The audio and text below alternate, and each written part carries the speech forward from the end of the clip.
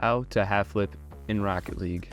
This is going to be the first part of a 3-part series where I go over 3 simple mechanics to improve your Rocket League game. Let's get into the first step. Alright, the first step is just a basic backflip. Every Rocket League player should know this. It's very easy. All you're going to want to do is jump, hold your left joystick in the down direction, and just click jump again, and that is how you backflip. Very easy, very simple. Everyone should know how to do it. The next step is the flip cancel. So a flip cancel is quite literally just canceling your flip. So once your car is halfway through your flip and the bottom of your car is facing the ceiling, you're going to want to push your joystick in the up direction. And you're just going to want to hold it there, and your car should just stay upside down. This takes us to step 3, where you're going to want to air roll back onto all 4 tires.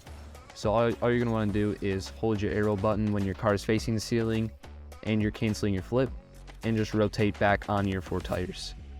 And that is how you half flip.